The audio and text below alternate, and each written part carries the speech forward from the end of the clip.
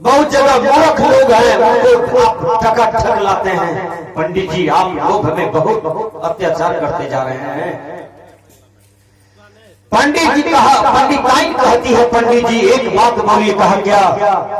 कहा पाप का बाप कौन होता है? आप इतने बड़े विद्वान हैं, हमको जवाब दीजिए। पंडित जी समुच्चा वेद उल्टा के देखा, कहीं नहीं मिला इस प्रश्न का उत्तर। फिर पंडित जी शास्त्र उल्टाया, कहीं प्रश्न का उत्तर नहीं था। बीजक समुच्चा उल्टा करके देख लिया, कहीं उसको जवाब नहीं मिला। शास्त्र पुराण बाइबिल उल्टा करके देखा, रामायण उल्टा के देखा, कहीं उसको उत्तर नहीं मिला। पंडित जी उत्तर खोजने के लिए फिर काशी चला गया। ध्यान से सुनिए, काशी जब गया तो काशी में वेश्यालय की मोहल्ला से जा रहा था। वेश्या पूछती है, पंडित इधर आओ, इधर आओ।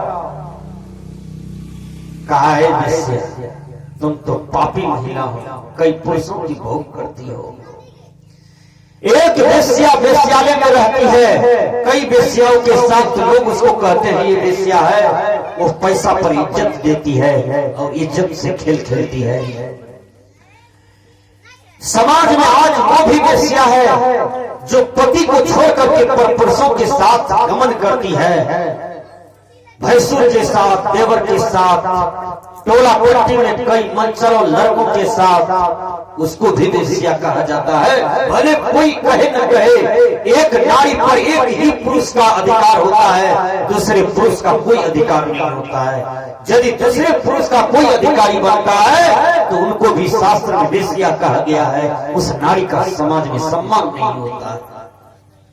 इसलिए अपने पति की मुखरा को देखें, अपने पति में संतुष्ट रहें। जो भी परपुरुष है उसको भाई के समान देखें, बाप के समान देखें, दादा के समान देखें। और हमारी जितने भी भाई लोग हैं वो भी अपनी पत्नी में संतुष्ट रहें, अपनी पत्नी में संतुष्ट रहें, अपनी पत्नी के ही मुखरा देखें, अपनी पत्नी से ही केवल जो भी रास क्रीड़ा करते हैं सृष्टि के नियमानुसार वो करें। लेकिन दूसरे नारी पर आपका कोई अधिकार नहीं है। यदि दूसरे नारी को आप फंसाते हो जाल में तो आप भी एक प्रकार की भांट हो, एक प्रकार की समाज में चरित्रहीन पुरुष हो। ऐसा पुरुष समाज को निर्माण नहीं कर सकता है, समाज को गड़बड़ा देता है, समाज में अशांति पैदा करता है।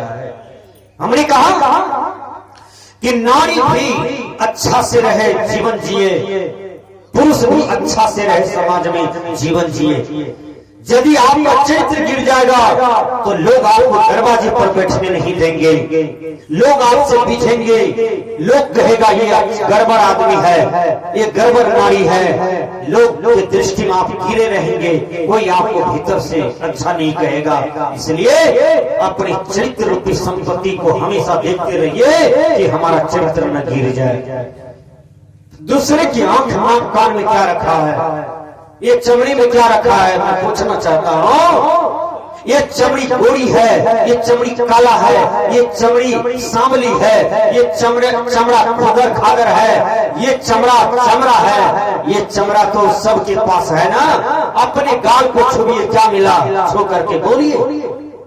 जिंदगी भर अपनी माँ का भी थोड़ा सा गाल छुइए, क्या मिलेगा, छूकर। बहन का गाल छुइए, क्या मिलेगा। पत्नी का गाल जिंदगी भर छुइए, क्या मिलेगा। लेकिन दूसरे नारी का गाल छूते हैं तो ये पाप करते हैं। दूसरे नारी को गलत नजर से पकड़ते हैं तो ये आप पाप करते हैं। इसलिए अपने हाथ को रोकिए, अपने पैर को रोकिए। अंदर में जो दूसरे नारी के प्रति भोगने की लालसा रहती है, उस मन को धिक्कार कीजिए। मन, तुम गलत काम करने जाते हो, हम तुम्हारे साथ नहीं जा सकते हैं। मैं निवेदन करता हूं, सुपनेखा जंगल देके जा रही है, रावण का बहन है सुपनेखा। उसको कौन नहीं जानता सुपनेखा को। सुपनेखा भगवान राम को देखते हैं, भगवान राम को देख करके सुपनेखा मोहित हो जाती है। सुपनेखा कहती है, अरे इतना सुंदर पुरुष, देखने में क्या लाइटगर है, क्या सेब की तरह चेहरा है, क्या कठिन है। ऐसा तो हमने लंका में आज तक नहीं देखा। सुपनेखा लिपस्टिक पहन करके, ठोर में जो हो लगा करके, इसमें पालिश वालिश करके, उस सुंदर साड़ी में पहन करके राम के आगे में खड़ी हो गई, एकदम सुंदरी बन करके खड़ी हो गई। भगवान राम ध्यान में बैठे थे। आंखें जब खोलते हैं राम भगवान, तो सुपनेखा कहती है, चूड़ी बजाती है सुपनेखा, पायल बजाती है पैर का, थोड़ा सा नाच क्रीड़ा करती है। भगवान राम मुस्कुराते हैं कि तुम कौन हो, ऐसा क्यों करते हो मेरे सामने में। कहा हम वही हैं, आपकी पत्नी बनने वाले हैं, आप हमारे पति बनने वाले हैं। मेरे जैसे सुंदर नारी आपको कहीं नहीं मिलेगा, और आपके जैसे सुंदर पुरुष हमको भी कहीं नहीं मिलेगा।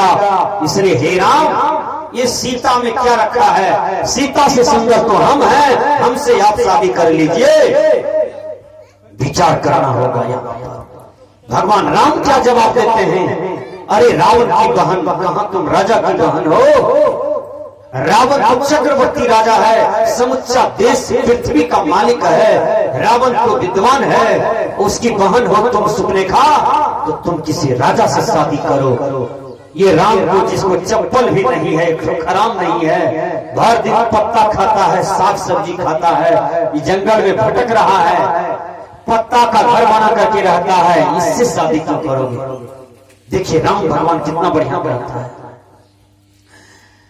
अर्जुन के रूप को देख कर उर्वशी मोहित हो जाती है। उर्वशी अर्जुन को पकड़ना चाहती है, अर्जुन दे छिप दिया। अर्जुन कहते हैं कि क्यों हमको पकड़ना चाहती हो। कहा बहुत सुंदर लगते हैं आप हमारा पति बन जाइए। कहा नहीं, अपनी दृष्टि को बदलो उर्वशी। जिस अर्जुन के रूप को देख करके तुम मोहित हुए हो, इसी अर्जुन को भाई मान लीजिए, इसी अर्जुन को पिता मान लीजिए, मुझको भाई समझ लो, और तुरंत आपके अंदर में जो काम वासना है वो ठंडा हो जाएगा। महात्मा गांधी अपनी पत्नी को मां बना लिया।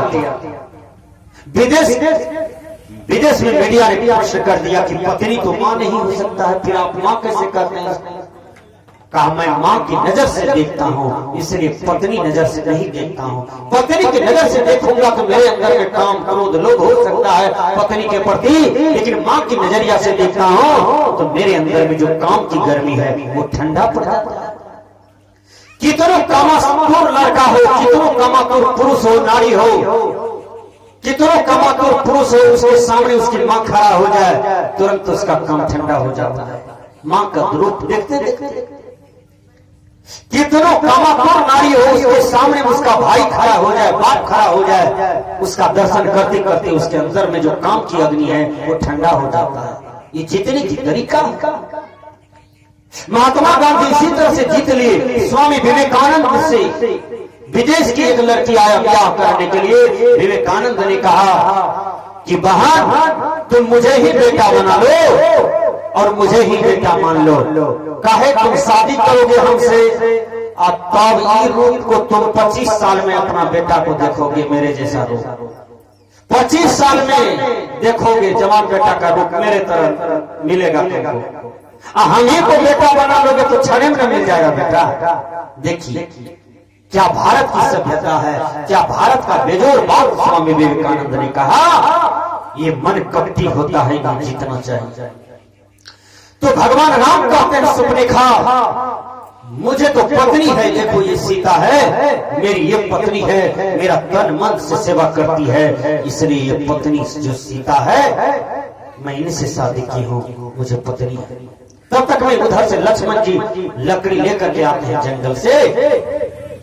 लक्ष्मण जी को सुपनेखा देखती है और लक्ष्मण जी तुरंत भाभी को जलावन दिया और कहा भैया अब आज्ञा कीजिए, हमको क्या करना है। मैं निवेदन करता हूं माननीय श्री स्वर्गीय श्री गणेश बाबू के, स्वर्गीय श्री गणेश बाबू के पुत्र मनोज बाबू,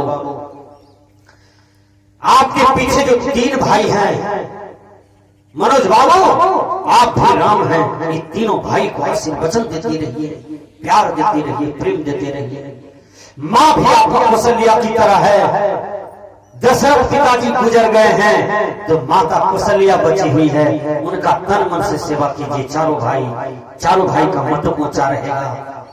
आज आप इस रसमपुर के धरती पर स्वर्गीय श्री गणेश बाबू का समाधि स्थल बनाया। ये काम कोई बेटा करता है, कोई पोता करता है, जो आपने समाज में करके दिखाया। गणेश बाबू को लोग नमन करेंगे, मूर्ति लगा दीजिए, सुबह शाम दीपक जलाइएगा। माँ भी यदि डेट कर जाएगी तो इनका भी समाधि बगल में बना देने दीजिएगा, क्योंकि माँ ही सारी सृष्टि का निर्माण कर सकती है, जो पिता से ज्यादा बढ़ करके होता है। विचार कीजिएगा। तो सुपनेखा लक्ष्मण के रूप को देखा। लक्ष्मण तो गोरा न था, राम तो काला था। राम जी काला थे लेकिन लक्ष्मण गोरा। लक्ष्मण देखने में और सुंदर था, राम से भी सुंदर। सुपनेखा कहती है, लो जी तुम काले कलोटा हो, तुमको कन्या बहू है, छोड़ो हम जाते हैं गोरखा के पास। लक्ष्मण के पास गए। सुपनेखा कहती है, चलो भैया तुमको छोड़ो, तुमसे हम शादी करेंगे, क्या तुम हमसे करोगे? देखो मैं कितना सुंदर हूँ, रावण का बहन हो, तुमको सोना पर रखेंगे, तुमको सोना से हम छाप देंगे। लक्ष्मण तुम हमसे शादी कर लो। लक्ष्मण हंसती है। लक्ष्मण कहती है, तुम तो भैया राम के पास 1 घंटा से बातचीत कर रही थी। मैं तो लक्ष्मण का मैं तो राम का नौकर हूँ, मैं तो श्री राम का दास हूँ, श्री राम का सेवक हूँ। अरे तुम नौकरानी क्यों बनना चाहती हो सुपनेखा? तुम दासी क्यों बनना चाहती हो? लक्ष्मण से शादी भी हो जाएगा तो तुम दासी कहलाओगे, रानी नहीं कहलाओगे, क्योंकि हम श्री राम का नौकर हैं, दास। भैया का आज्ञा का पालन करते हैं तो नौकर है ना, दास नहीं है, सेवक है। अरे दासी मत बनो, रानी बनो, जाओ श्री राम के पास। राम के पास फिर सुपनेखा गई। राम कहते हैं हमको पत्नी है, ये है, भागो यहाँ से निकलो। फिर लक्ष्मण के पास आए। सुपनेखा लक्ष्मण फिर गुस्सा जाते हैं, जाओ श्री राम के पास, वही कुछ याचना करो। फिर राम भगवान लक्ष्मण के पास भेज दिए। सुपनेखा को तब तक गुस्सा आ जाता है।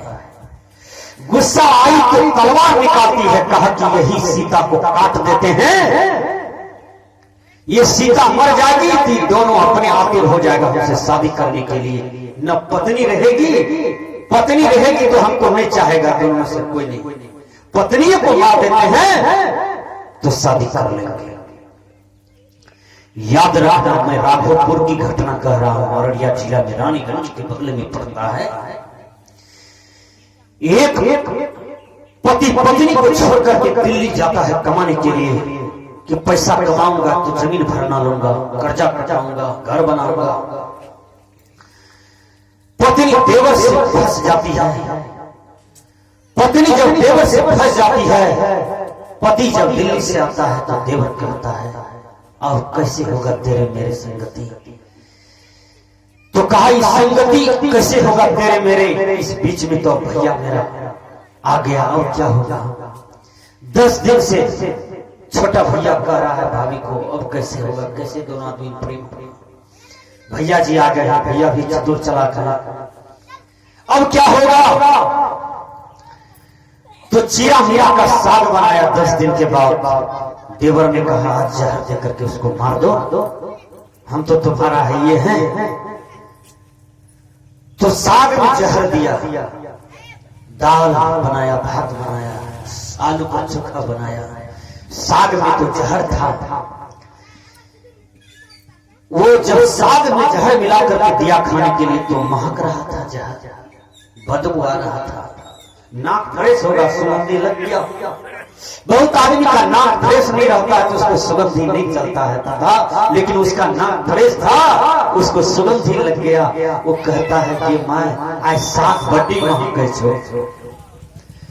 पत्नी से नहीं कुछ बोला, माँ से बोलता है कि माँ ये नया इस साग बड़ महक छो, साग ला जो नहीं करके नहीं खरीद जाती। कुत्ता से बगल में खेलते, कुत्ता को साग दे दिया, थोड़ा सा भात दिया, कुत्ता जैसे खाया 3-4 मिनट में कुत्ता खून उछल के मर गया। साग में जहर था, सबने एहसास किया साग में जहर था। पत्नी को छोटा बकरा कहा, बोलो तुम साग में क्या दिया था? मारा 3-4 थप्पड़, मारते रह गया। डर के मारे कहा कि आपका भाई ने कहा था कि भैया को जहर पिला के मारो, तो जहर पिला करके हम आपको आज मार देते। आपका भैया से रफू चप्पू मेरा चलता था, छोटे भैया से, इसी ने कहा जहर देकर मारो, तो आपको मारने जा रहे थे। चोर पकड़ा जाता है, गलत काम पकड़ा जाता है। इसलिए जिंदगी में कान पकड़ो, जो गलत भी करते हो तो अपने जीवन मंदिर में क्षमा मांगो कि आज से मैं गलत नहीं करूंगा। यदि गलत नहीं करते हैं तो आप सती अनसुईया हो, सीता हो, सावित्री हो, देश का मीरा हो, सबरी हो, आप ही पर देश टिका हुआ है, आपके सत्य पर देश टिका हुआ है। इसलिए तो सुपनेखा तलवार निकालती है, सीता के पास ले जाती है, कहा इसे सीता को काट देते हैं। सीता को काटने के लिए तलवार उठाते हैं कि लक्ष्मण झराक से तलवार निकाला, सुपनेखा की तलवार को मैं मारा, तलवार हाथ से गिरा दिया। सुपनेखा का तलवार गिर जाता है, सुपनेखा का तलवार गिर गया और लक्ष्मण को गुस्सा आ गया कि कपटी नारी ये समाज में ना रहे तो यही अच्छा है। मारा तलवार से लक्ष्मण कि सुपनेखा का नाक जो लंबा था ना, नाके काट दिया। और विचार कीजिए, जिसका नाक कट जाए वो देखने में अच्छा लगेगा? नहीं लगेगा। कितनो गोरा हो, कितनो अच्छा हो, कितनो हर चम कठिनदार हो, नाक काट दो उसका स्वभाव नहीं होगा। नाक काट दिया लक्ष्मण, अब नकट्टी हो गई। सुपनेखा नाक पकड़ के रावण के पास गया, रो रो करके सुनाया, देखो लक्ष्मण, राम ने मेरे साथ क्या है। रावण बहन की बात में बहन करके सीता का अपहरण कर लिया, सीता का अपहरण किया। सीता तो सती नारी थी, सीता ने श्राप दिया, लंका का विनाश हुआ। सती नारी को जो भी दुख दोगे वो पड़ेगा, सती माँ हो, सती पत्नी हो, सती बहन हो। बहन यदि आता है राखी बांधने के लिए, बहन आती है साल भर में राखी बांधने के लिए, सब भाई साड़ी देकर के विदा करो, टका दो, पेड़ा बना के दो, रसगुल्ला बना के दो, ताकि कहेगा कि भाई का प्यार हम पर जिंदा है, भाई हमसे नफरत नहीं करते हैं, प्यार करते हैं। भाई जाने लगे आपके दरवाजे पर से तो भाई को भी कपड़ा जुटता है तो दो, नहीं तो भैया को बार बार प्रणाम करो, भैया मैं तो गरीब हूँ, मुझे ही थोड़ा पर्दा दृष्टि करते रहो। गला से गला मिलो भाई बहन, राखी बंधन में मिठाई खिलाओ, बहन को भी खिलाओ, भाई को भी खिलाओ, मिठाई खिलाओ।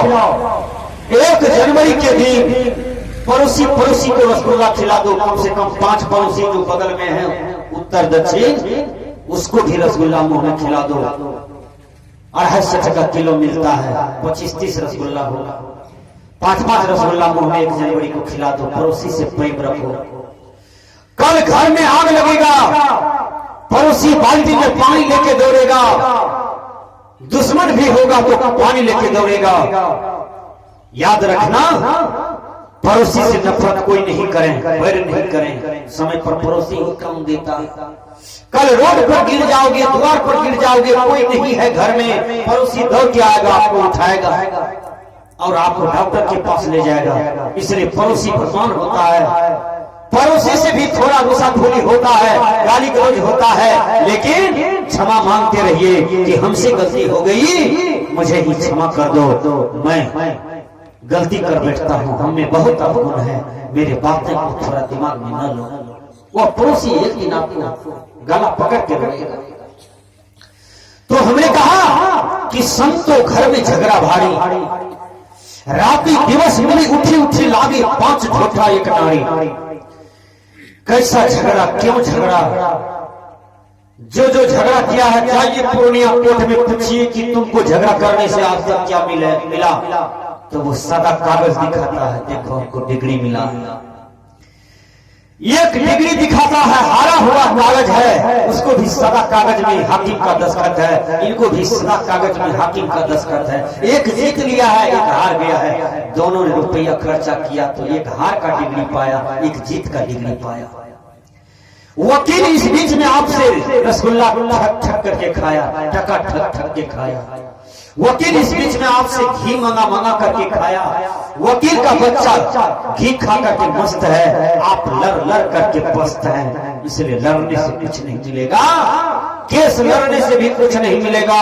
जो आदमी केस लड़ते हैं अपने भविष्य को उजाड़ते हैं, अपनी संपत्ति को उजाड़ते हैं। इसलिए केस भी न लड़ें। जिनसे केस है उनको चरणों में जाएं, उनको कहें भैया हमसे गलती हुई, हम ही आपसे छोटा हैं, आप हमको माफ कर दीजिए, मेल कर लीजिए।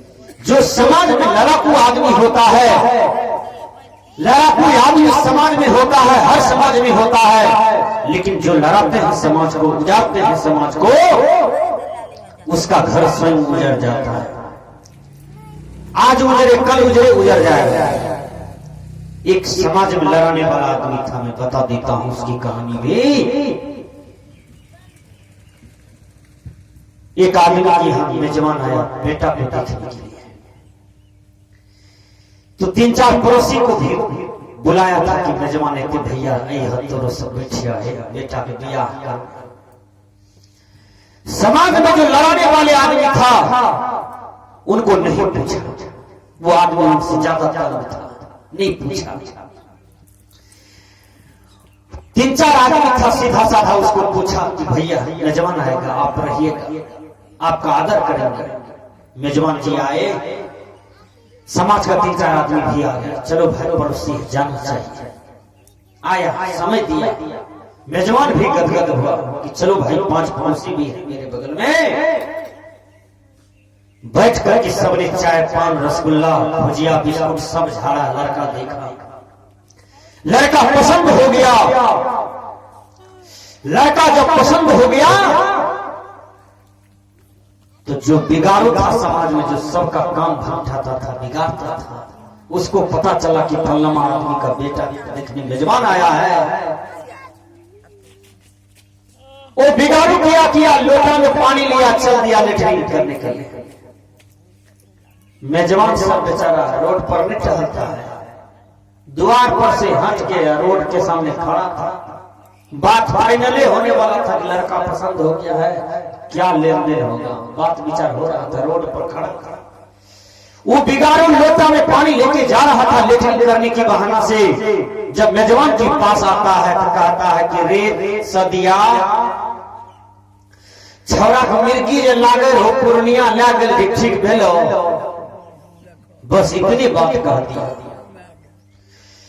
मेजबान सबका कान खड़ा हो गया। मेजबान कहता है कि कौन सा बेटा पे मिर्गी लगता है, पहले ये बताइए आप, तब फाइनल करेंगे।